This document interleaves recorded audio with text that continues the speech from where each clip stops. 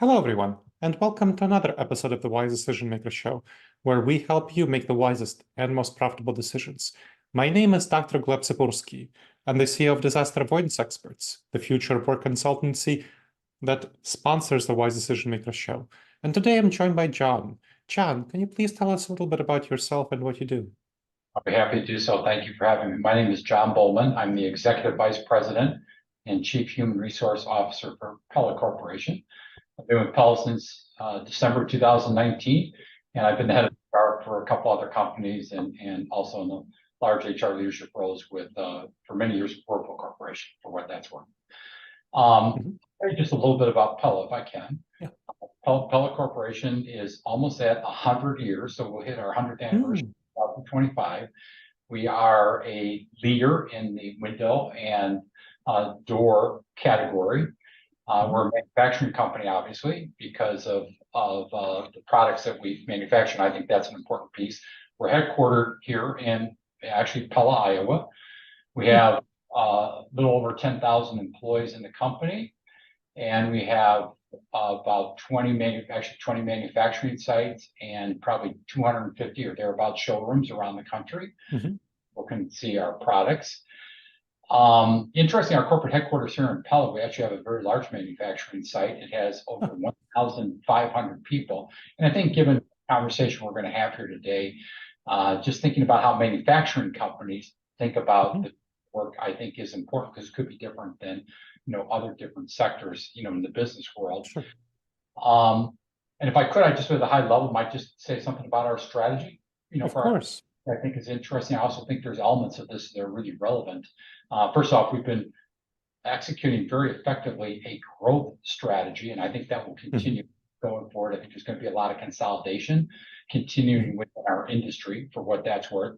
And so as part of the strategy, we actually have three different pillars. One is on accelerating growth, so that's a big part of the growth. But to no surprise, one is on driving operational excellence. So that's really the manufacturing and engineering side.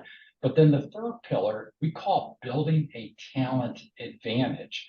But that's really effectively a people strategy. We've been deliberate about the choice of calling it building a talent advantage. But what's really interesting, I think is an important point for us in our conversation today, is that our CEO, and I think this is different, at least based on some of my experience, our CEO is very clear, as is the executive team, that this is the most important part of the strategy, which is obvious, right? Honestly, it's all about people, but I think it's a real indication of us being a people-centric company. And a big part of that is focused on, obviously talent development and growing and, our team members. And obviously because our growth as a company, we have to attract people from outside the company. But the last part I just want to mention, and then I'll see, what other questions you will have for me. We have a pretty differentiated culture. And there's in the February 2018, or January-February 2018 edition of Harvard Business Review, there's a nice article regarding a model that companies can use to determine what their culture is.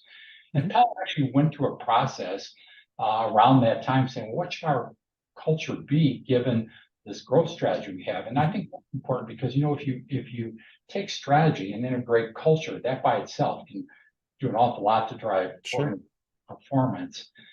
And basically our culture was defined as one that going forward, it has to be anchored in caring, a learning organization, which is very important, and we'll apply the conversation today. And learning means you get decisions at the right level, you empower your people, okay to fail forward, but then results is third part of it. And the key part of this in the end is that when we, for example, interview people as candidates to come into Pella Corporation, let's say they talk to, I don't know, 7, 8, 9 people during the course of one day with us or a couple of days or whatever. And if they ask a question, not an uncommon question to ask, well, describe your culture, if you could, please. They're going to get a really similar answer. And I would maintain that you can do that same exercise at other companies. You might not get that. And then the more important, honestly, is when they start with us, it's very common for them to say, oh, it's exactly what I expected. So that's a little bit about, who we are as a company. And I just wanted to kind of lay that out because I do think it sets the groundwork we're going to have. Yeah, that's really good context. Thank you. And definitely flexible work is going to be different at companies that have a frontline workforce. I've consulted for Applied Materials, which is a Fortune 200 high-tech manufacturer. It has something like 30,000 staff, helping them with their hybrid work, flexible work model. I've consulted for a home healthcare company, which again has to have some people on the front lines. So I'm quite familiar with companies that are figuring out a flexible work model for some of their staff, while other staff have to be on the factory floor or dealing with clients in some in-person fashion. So you joined Pella just at the right time, December 2019, a couple of months before the pandemic.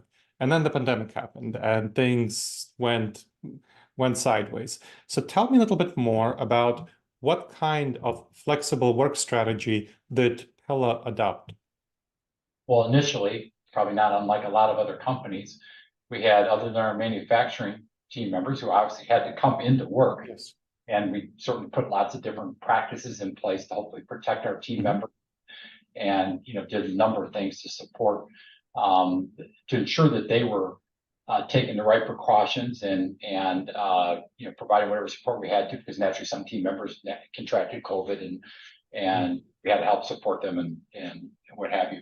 But we went for a pretty significant time, basically saying, okay, given all the flexibility our team members needed at that point, what we really said is we would like individual leaders, starting with the functional leaders, to work with their team members and figure out what makes sense for people. Here at our corporate office, frankly, there were not as many people in the office and more people working remotely. Obviously, you're taking advantage of the technology in terms of being able to have the meetings that you need and engage team members on business issues, whatever, and doing it as efficiently as possible. And we worked that way, frankly, all the way up until April of 2023. More and more people, closer to that time in April of 23, probably certainly in 2022, and then into early 2023, more and more people began to spend more time in the office, but not under any requirement on our part, but honestly just working directly with their functional leaders to determine, okay, what makes sense. And in the end, the most important part is people have to be held accountable, be aware of what we needed them to do in their respective jobs, and be held accountable from that standpoint. We performed as well as possible under those circumstances. So that's what we did initially. Makes sense. But then I can tell you what happened if you want. Yes. So what happened after April 2023?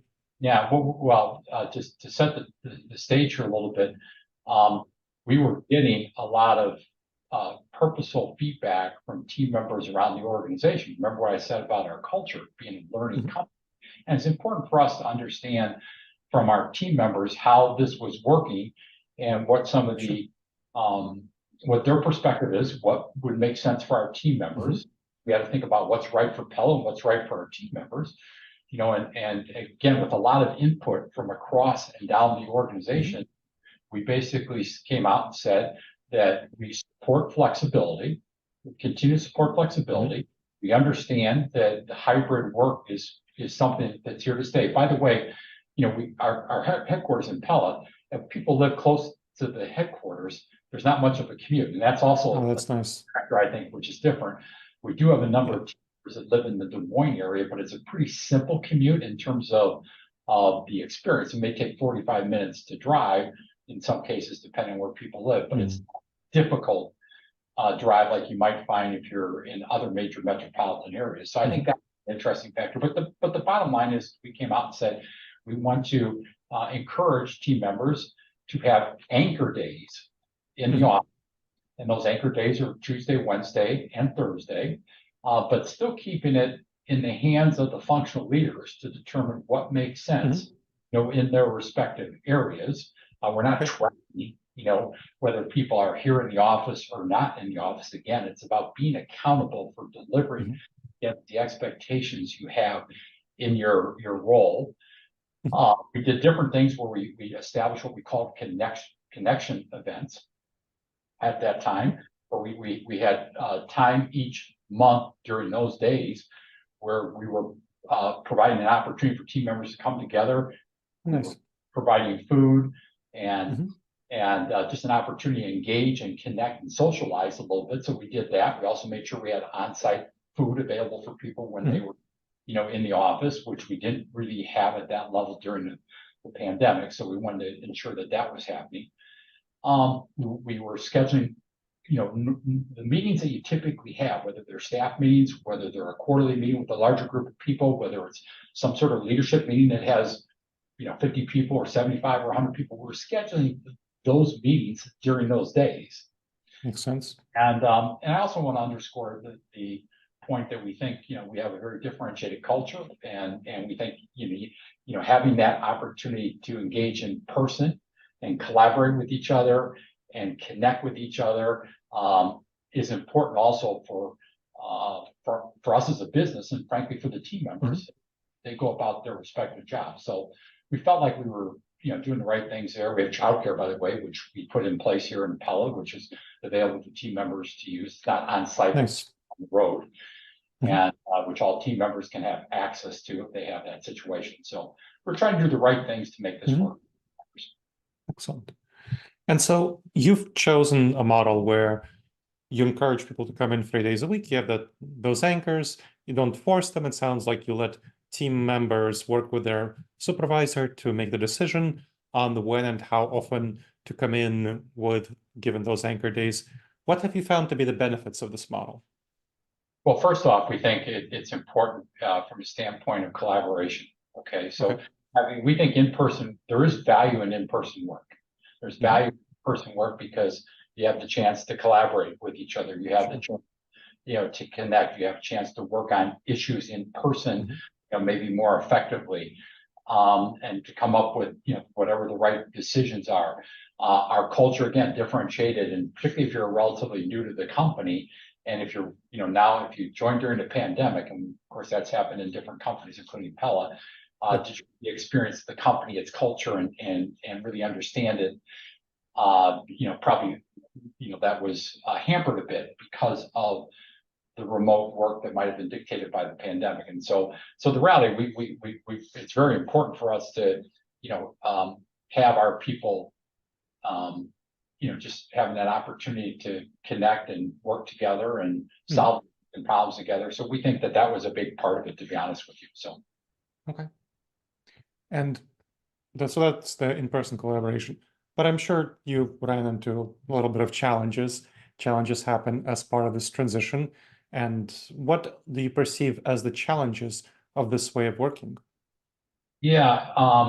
Well, first off, the biggest challenge we had is if we had people, there's a challenge around collaboration if you don't have people working effectively together. Some are, remote and flexible, and some in the office. And so certainly having consistency around collaboration is something that we work through. But the way you work through that is team members just understanding everybody's circumstances and situation, and finding ways to make it work and make sure that they're engaging, involving the people. We found that there were opportunities for us to learn and grow in terms of how we're managing communications with the organization. When you end up having people that are working at different places, you have to be thoughtful about how you're engaging and communicating with your team members. When you're a leader, are you making sure that you're doing a good job of cascading communications? Are you doing it in a way that's going to connect with the people that may be working remotely versus the ones that may be working on site? If you're in a meeting like we're in right now, honestly, if you end up having, let's say you have a staff of 10 people or something like that, and 7 of them are going to be remote and the other 3 are going to be in the office, well, everybody ought to be, on their screen then, so they all see each other. I mean, and these are obvious things that different, organizations I'm sure have done, and functions, and just to make sure that they're seeing each other and they're using the opportunity to connect. But I think that's part of it. I think the culture part which I've already mentioned several times now, is one of the challenges we just have had to work through to ensure our people, particularly newer people in the organization, were understanding our culture, because we truly think it's a differentiator. And I think there's still some work that you have to have a consideration about the impact it's having on people. I think that is there a factor around wellness that cuts both ways? And I think there is. From a wellness standpoint, is the situation better to be working in the hybrid and in a remote situation, or for those that are in that situation, is there an impact on their overall wellness if they're not sometimes in the workplace and really having that connection, with team members? Because we all know that, it's been out there for a long time. Gallup, I think, was probably the organization that really made the important point here. Having good friends and good relationships at work. Important, for people, and that's really meaningful and can have a real positive impact. Now, so it sounds like you're leaving a lot up to managers, and you're teaching them how to communicate more effectively, how to make decisions. What kind of training have you provided to your managers? Have you used external resources? Have you used internal resources? What have you done to help your managers, who are the linchpin of the success of your model, be successful in your model? Yeah, actually, we just had a leadership summit this year, and we have just had approximately, think about the total number of people. Let's say it had around 170 people that were part of this summit. And we put a big focus in two areas. One was on generally overall accountability, which I'll then tie into the communication part, but then also bringing an outside resource in to give us some tools and educate us around how we can be more effective as communicators. So we want to make sure we're really building that muscle as an organization and as leaders to be more effective at communicating. So we make the point, hey, that's a big accountability as a leader to communicate well and effectively with your people. And here are some tools and some support to help you be more effective at being able to do that. So we've made a real concerted effort there to again emphasize accountability and provide tools and support, which is obviously a continuous process for our people. Sure. Excellent. Now, as we wrap up, what do you see as the future of flexible work at Pella? I don't know if I see it changing to be. I mean, I think hybrid. I think flexibility is going to be important, and I think hybrid is going to be important because we have to make sure that we are. We have to understand what's right for the company and what's right for our respective team members. Yeah. And I think that's just part of making sure that you have the right talent, the right capability in your organization. I think it's important for companies like ours to be one of the winning companies in this war for talent that's been around for a long time. So that's honestly, that's a big part of it. We have an interesting process, by the way, that I probably should have mentioned at the front end. And it's really around how we think about the development of team members. And it's called shared success. And very simple, what shared success does is it says, as the individual, answer the question of what's important to you, and what do you need from from the organization, and we as the company, what's important to us, and what do we need from the individual. The point is to really kind of come together and have a shared success plan in terms of what makes sense for that individual. And I think that comes into play a little bit here when you think about this whole notion of flexibility, because everybody's situation could be a little bit different. And we have to understand that and appreciate that. But in the end, we want to certainly maximize or optimize our performance as an organization, naturally, as you would expect. And we make sure that our people are productive, and sometimes they can be more productive in an environment where they're working outside of work, and other times it's going to make sense and they're going to be more productive when they're at work and on site. I will tell you that the only other thing we're doing is we're a learning organization. So we want to understand how our people are experiencing what we have put into place so far. And the answer is we're not really encountering any issues or any concerns. We're actually seeing more and more people come into work. Again,